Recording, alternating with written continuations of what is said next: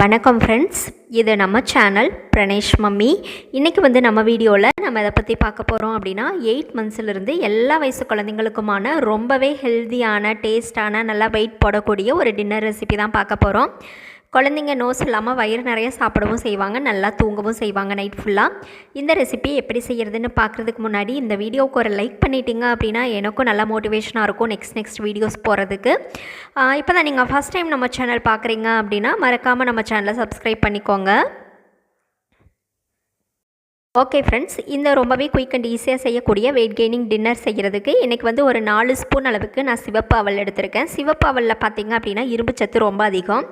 இது கூடவே 1 ஸ்பூன் அளவுக்கு மூங் தால் எடுத்துருக்கிறேன், பாசிப்பருப்பு. இப்போ இது கூடவே கொஞ்சமாக தண்ணி சேர்த்து ஃபஸ்ட்டு ஒரு டைம் நம்ம நல்லா கழுவி எடுத்துக்கலாம். இதை நல்லா கழுவிட்டு மறுபடியும் கொஞ்சம் சுத்தமான தண்ணி சேர்த்துக்கலாம். ஒரு டைம் நல்லா கழுவி எடுத்த பின்னாடி மறுபடியும் கொஞ்சமாக தண்ணி சேர்த்து இதை நம்ம ஒரு 5 நிமிஷம் போல் ஊற வச்சிடலாம். இந்த சிவப்பு அவலும் பாசிப்பருப்பும் நல்லா ஊறி வரட்டும். இப்போது ஸ்டவ்வில் ஒரு குக்கர் வச்சுக்கலாம். இதில் 1 ஸ்பூன் அளவுக்கு நெய் சேர்த்துக்கலாம். நெய் நல்லா மெல்ட் ஆகி வந்த உடனே இதில் கொஞ்சமாக சீரகம் சேர்த்து இதை நல்லா தாளிச்சுக்கலாம்.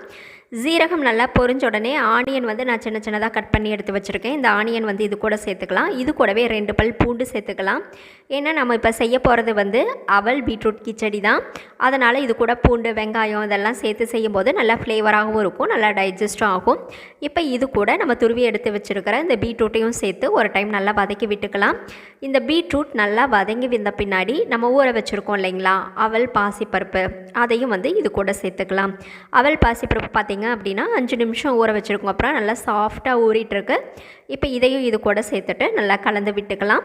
இதை நல்லா கலந்து விட்டுட்டு இது கூட கொஞ்சமாக மஞ்சள் தூள், அதுக்கப்புறம் உப்பு, காரத்துக்கு லைட்டாக பெப்பர் தூள் சேர்த்துக்கோங்க.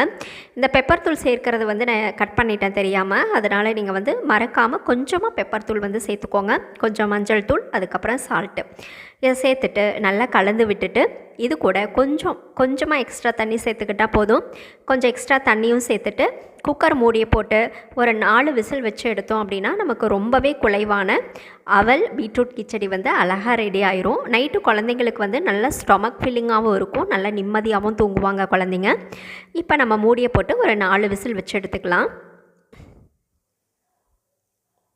ஓகே ஃப்ரெண்ட்ஸ், இப்போது 4 விசிலுக்கு பின்னாடி நம்ம குக்கர் ஓப்பன் பண்ணி பார்க்கலாம். பாருங்கள், நம்மளுடைய பீட்ரூட் போஹா கிச்சடி எவ்வளோ சூப்பராக நல்லா குலைவாக வெந்துட்டுருக்குன்னு.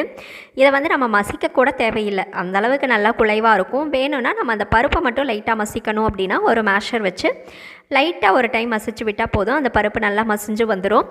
இப்போ இதை சர்விங் பவுலுக்கு மாற்றிட்டு ஒரு மிதமான சூட்டில் நம்ம அழகாக குழந்தைங்களுக்கு ஊட்டி விட வேண்டியது தான்.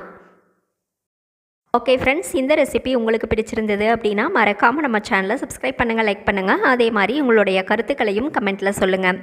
Thank you friends.